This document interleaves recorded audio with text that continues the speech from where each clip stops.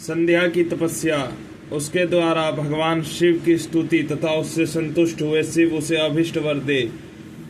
मेधातिथि के यज्ञ में भेजना। ब्रह्मा जी कहते हैं, मेरे पुत्रों में श्रेष्ठ महाप्राज्ञ नारद तपस्या के नियम का उपदेश दे।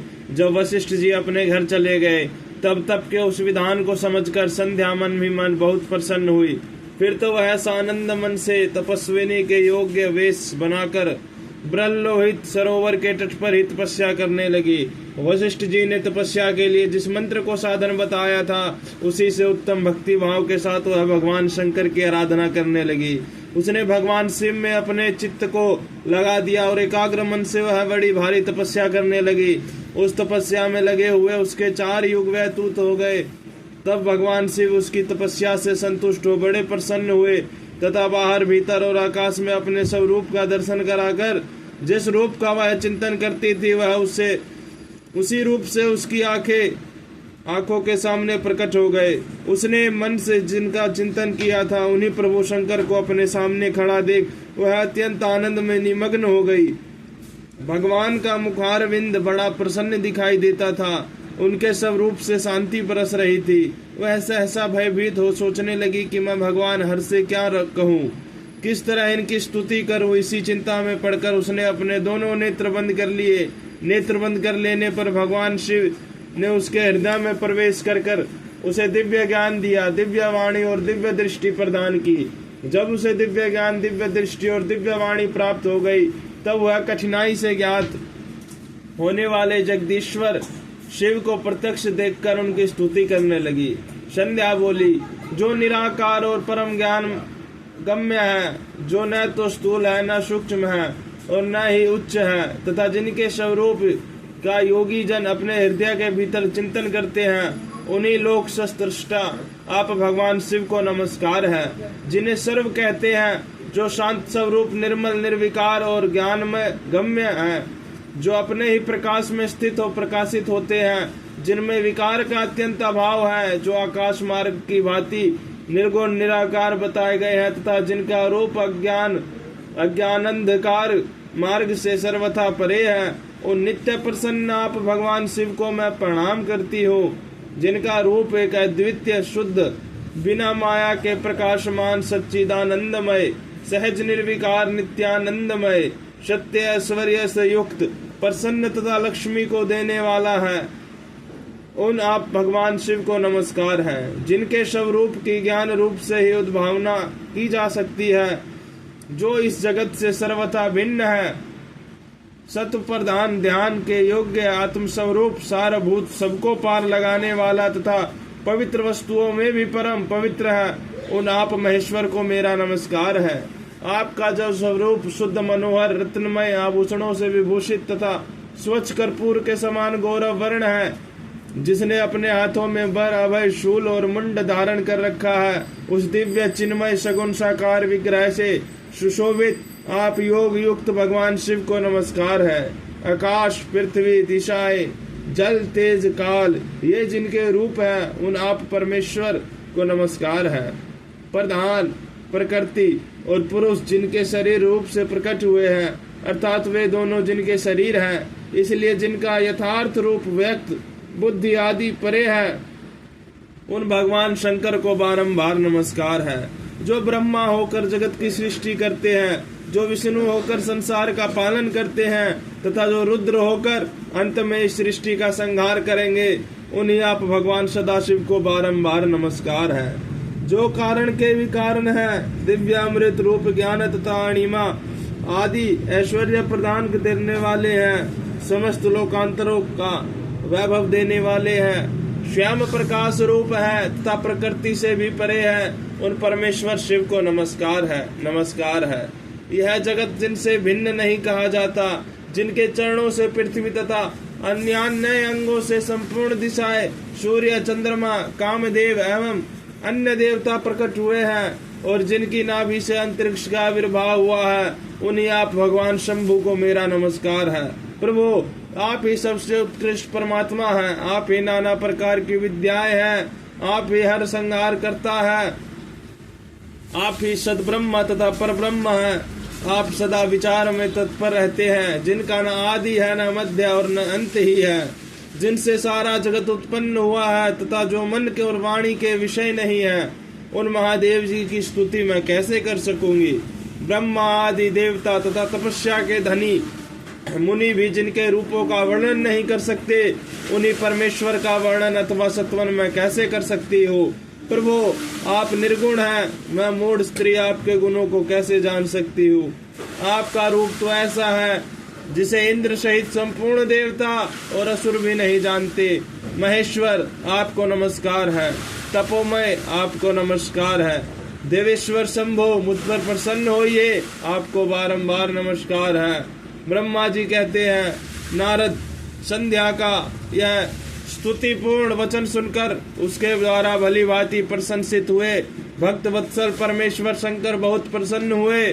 उसका शरीर वल्कल और मृग चर्म से ढका हुआ था, मस्तक पर पवित्र जटाजूट शोभा पा रही थी। उस समय पाले के मारे हुए कमल के समान उसके कुम्हलाए हुए मुंह को देखकर भगवान हर दया से द्रवित हो उसे इस प्रकार बोले। महेश्वर ने कहा, भद्रे मैं तुम्हारी इस उत्तम तपस्या से बहुत प्रसन्न हूँ। शुद्ध बुद्धि वाली देवी, तुम्हारे इस सतवन से भी मुझे बड़ा संतोष प्राप्त हुआ है। अतः इस समय अपनी इच्छा के अनुसार कोई वर मांगो, जिस वर से तुम्हें प्रयोजन हो तथा जो तुम्हारे मन में हो उसे मैं यहाँ अवश्य पूर्ण करूँगा। तुम्हारा कल्याण हो, मैं तुम्हारे व्रत नियम से बहुत प्रसन्न हूँ। प्रसन्न चित्त महेश्वर का यह वचन सुनकर अत्यंत हर्ष से भरी हुई संध्या उन्हें बारंबार प्रणाम करके बोली, महेश्वर यदि आप मुझे प्रसन्नता पूर्वक वर देना चाहते हैं, यदि मैं वर पाने के योग्य हूँ, यदि पाप से शुद्ध हो गई हूँ तथा देव यदि इस समय आप मेरी तपस्या से प्रसन्न हैं, तो मेरा मांगा हुआ यह पहला वर सफल करे। देवेश्वर इस आकाश में पृथ्वी आदि किसी भी स्थान में जो प्राणी है वे सब के सब जन्म लेते ही काम भाव से युक्त न हो जाए। नाथ मेरी सकाम दृष्टि कहीं न पड़े, मेरे जो पति हो वो भी मेरे अत्यंत सुभद्र हो। पति के अतिरिक्त जो भी पुरुष मुझे सकाम भाव से देखे उसके पुरुषत्व का नाश हो जाए, वह तत्काल नपुंसक हो जाए। निष्पाप संध्या का यह वचन सुनकर प्रसन्न हुए भक्तवत्सल भगवान शंकर ने कहा, देवी संध्या सुनो, भद्रे तुमने जो जो वर मांगा है वह सब तुम्हारी तपस्या से संतुष्ट होकर मैंने दे दिया। प्राणियों के जीवन में मुख्यतः 4 अवस्थाएं होती है। पहली शेषवावस्था, दूसरी कोमरावस्था, तीसरी यौवनावस्था और चौथी वृद्धावस्था। तीसरी अवस्था प्राप्त होने पर देहधारी जीव काम भाव से युक्त होंगे। कहीं कहीं दूसरी अवस्था के अंतिम भाग में ही प्राणी सकाम हो जाएंगे। तुम्हारी तपस्या के प्रभाव से मैंने जगत में सकाम भाव के उदय की यह मर्यादा स्थापित कर दी है, जिससे देहधारी जीव जन्म लेते ही कामासक्त न हो जाए। तुम भी इस लोक में वैसे दिव्य सती भाव को प्राप्त करो जैसा तीनों लोकों में दूसरी किसी स्त्री के लिए संभव नहीं होगा।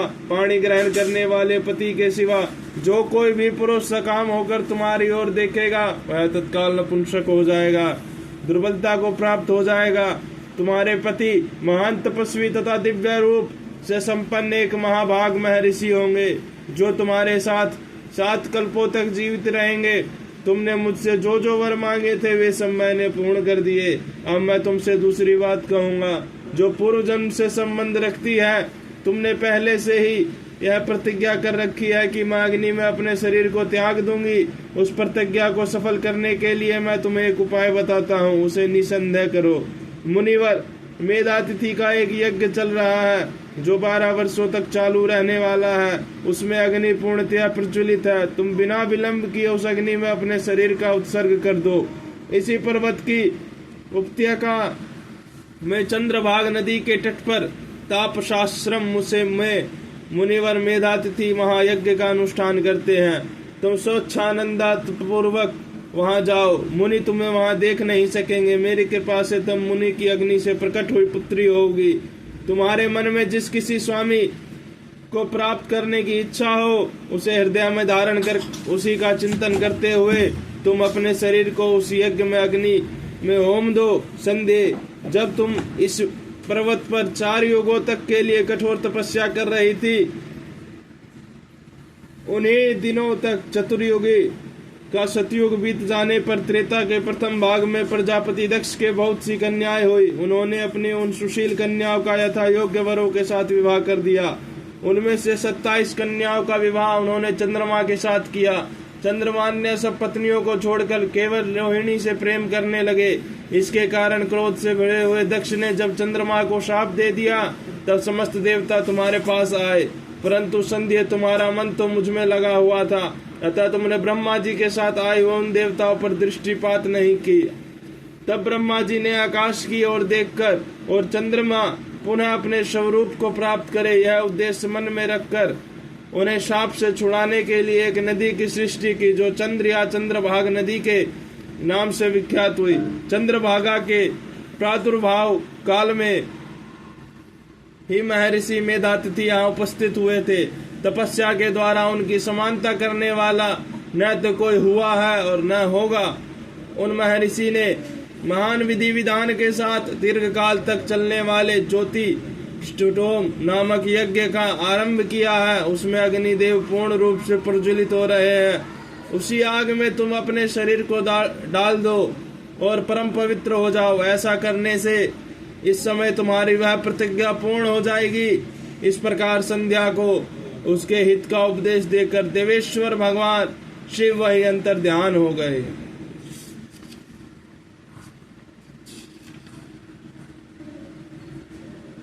संध्या की आत्माहुति उसका अरुंधति के रूप में अवतीर्ण होकर मुनिवर वशिष्ठ के साथ विवाह करना, ब्रह्मा जी का रुद्र के विवाह के लिए प्रयत्न और चिंता तथा भगवान विष्णु का उन्हें शिवा की आराधना के लिए उपदेश देकर चिंता मुक्त करना।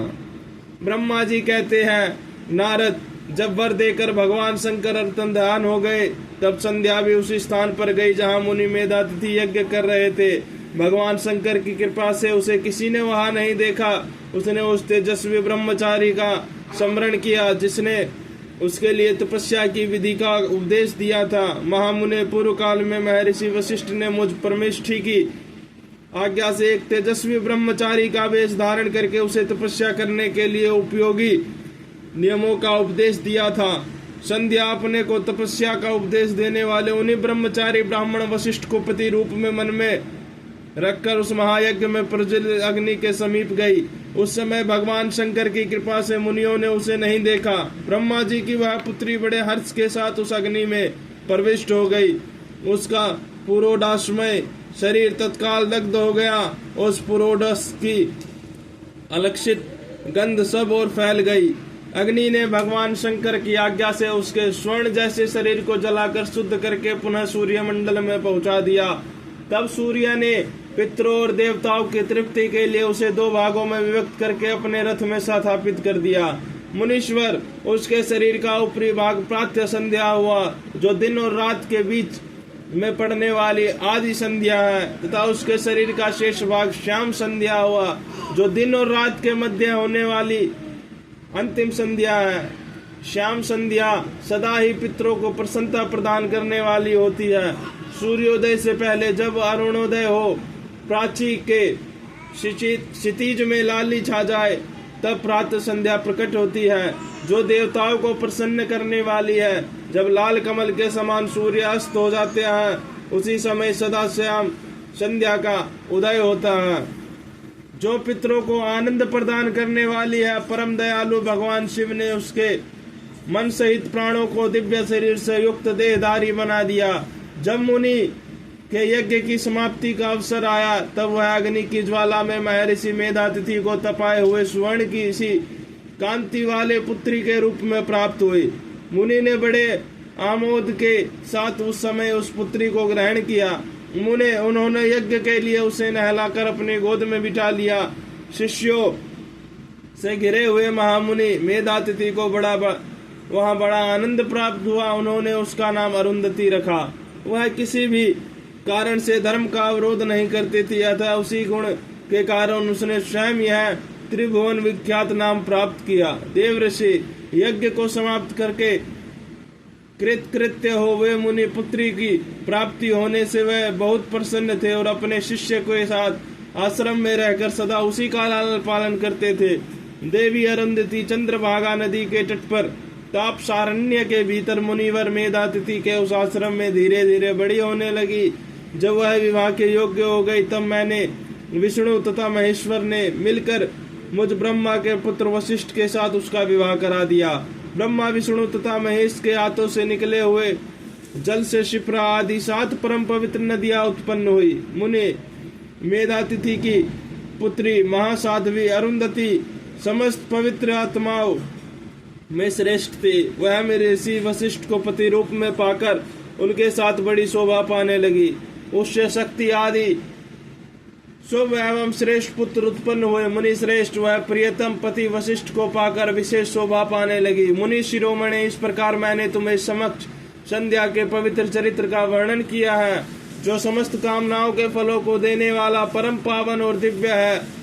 जो स्त्री या शंभु व्रत का शुभ व्रत का आचरण करने वाला पुरुष इस प्रसंग को सुनता है, वह संपूर्ण कामनाओं को प्राप्त कर लेता है। इसमें अन्यथा विचार करने की आवश्यकता नहीं है। प्रजापति ब्रह्मा जी की यह बात सुनकर नारद जी का मन प्रसन्न हो गया और वे इस प्रकार बोले। नारद जी ने कहा, ब्राह्मण, आपने अरुंधति की तथा पूर्व जन्म में उसकी स्वरूप भूता संध्या की बड़ी उत्तम दिव्य कथा सुनाई है, जो शिव भक्ति की वृद्धि करने वाली है। धर्मज्ञ, अब आप भगवान शिव के उस परम पवित्र चरित्र का वर्णन कीजिए, जो दूसरों के पापों का विनाश करने वाला उत्तम एवं मंगलदायक है।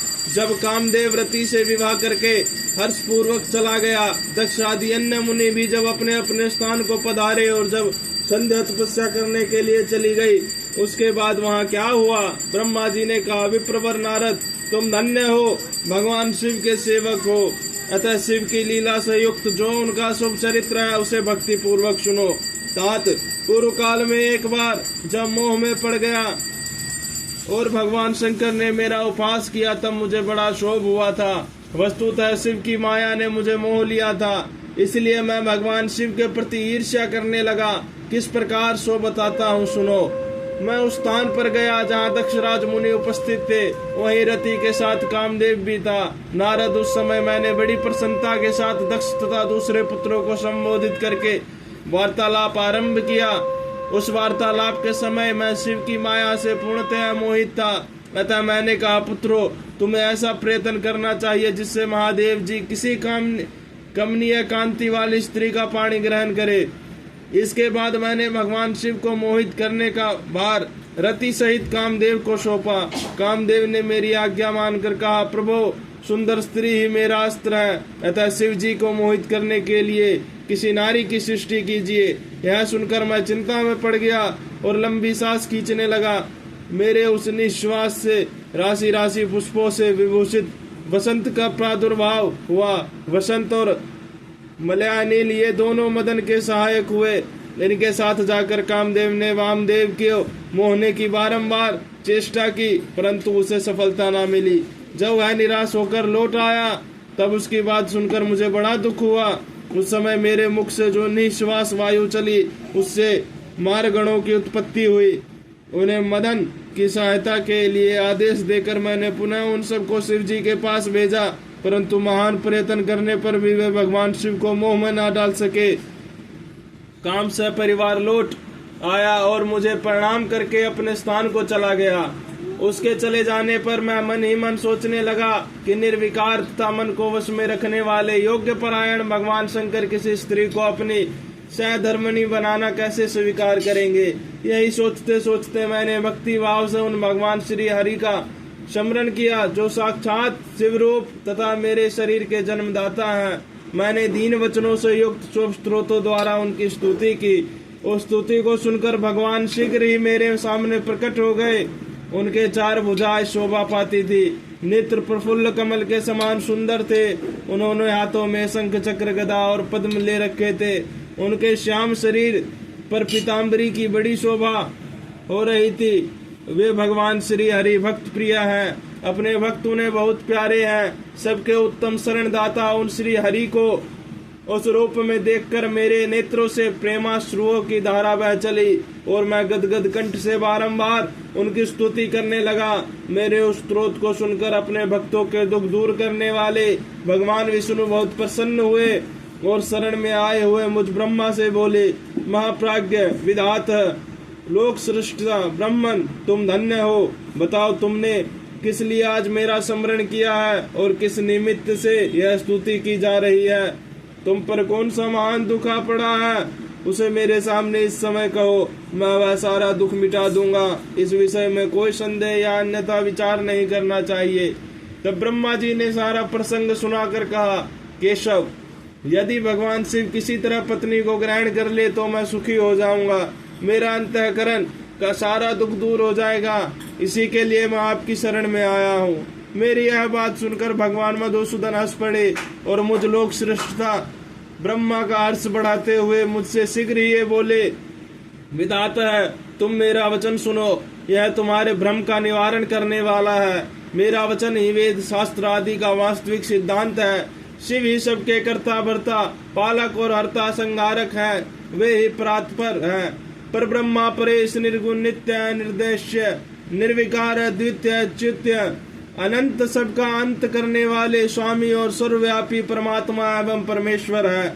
सृष्टि पालन और संहार के कर्ता, तीनों गुणों को आश्रय देने वाले व्यापक ब्रह्म विष्णु और महेश नाम से प्रसिद्ध, रजोगुण सत्वगुण तथा तमोगुण से परे माया से ही वेद युक्त प्रतीत होने वाले निरी माया रहित माया के स्वामी या प्रेरक, चतुर सगुण स्वतंत्र आत्मानंद स्वरूप निर्विकल्प आत्मा राम, निर्द्वंद भक्त परवश सुंदर विग्रह से सुशोभित, योगी नित्य योग परायण, योग मार्गदर्शक गर्वहारी, लोकेश्वर और सदा दीन वत्सल है। तुम उनकी शरण में जाओ, सर्वात्मन शंभु का भजन करो, इससे संतुष्ट होकर वे तुम्हारा कल्याण करेंगे। ब्राह्मण, यदि तुम्हारे मन में यह विचार हो कि शंकर पत्नी का पाणी ग्रहण करे तो शिवा को प्रसन्न करने के उद्देश्य से शिव का स्मरण करते हुए उत्तम तपस्या करो। अपने उस मनोरथ को हृदय में रखते हुए देवी शिवा का ध्यान करो। वे देवेश्वरी यदि प्रसन्न हो जाए तो सारा कार्य सिद्ध कर देंगी। यदि शिवा सगुण रूप से अवतार ग्रहण करके लोक में किसी की पुत्री हो, मानव शरीर ग्रहण करे तो वे निश्चय ही महादेव जी की पत्नी हो सकती है।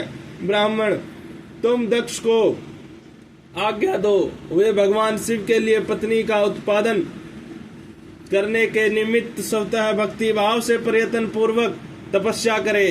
तात शिवा और शिव दोनों को भक्त के अधीन जानना चाहिए। वे निर्गुण पर ब्रह्म स्वरूप होते हैं, वे भी स्वेच्छा से सगुण हो जाते हैं।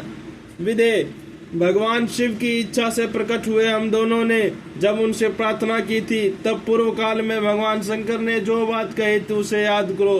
ब्रह्मा अपनी शक्ति से सुंदर लीला विहार करने वाले निर्गुण शिव ने स्वेच्छा से सगुण होकर मुझको और तुमको प्रकट करने के पश्चात तुम्हें तो सृष्टि कार्य करने का आदेश दिया और उमा सहित अविनाशी सृष्टिकर्ता प्रभु ने मुझे उस सृष्टि के पालन का कार्य सौंपा। फिर नाना लीला विशारद उन दयालु स्वामी ने हंसकर आकाश की ओर देखते हुए बड़े प्रेम से कहा, विष्णु, मेरा उत्कृष्ट रूप इन विधाता के अंग से इस लोक में प्रकट होगा, जिसका नाम रुद्र होगा। रुद्र का रूप ऐसा ही होगा जैसा मेरा है, वह मेरा पूर्ण रूप होगा। तुम दोनों को सदा उसकी पूजा करनी चाहिए। वह तुम दोनों के संपूर्ण मनोरथों की सिद्धि करने वाला होगा। वही जगत का प्रलय करने वाला होगा। वह समस्त गुणों का दृष्टा, निर्विशेष एवं उत्तम योग का पालक है। यद्यपि तीनों देवता मेरा ही रूप है, तथापि विशेषतः रुद्र मेरा पूर्ण रूप होगा। पुत्रों, देवी उमा के भी 3 रूप होंगे। एक रूप का नाम लक्ष्मी होगा, जो इन श्री हरि की पत्नी होंगी। दूसरा रूप ब्रह्मा पत्नी सरस्वती है। तीसरा रूप सती के नाम से प्रसिद्ध होगा। सती उमा का पूर्ण रूप होगी, वे ही भावी रुद्र की पत्नी होगी।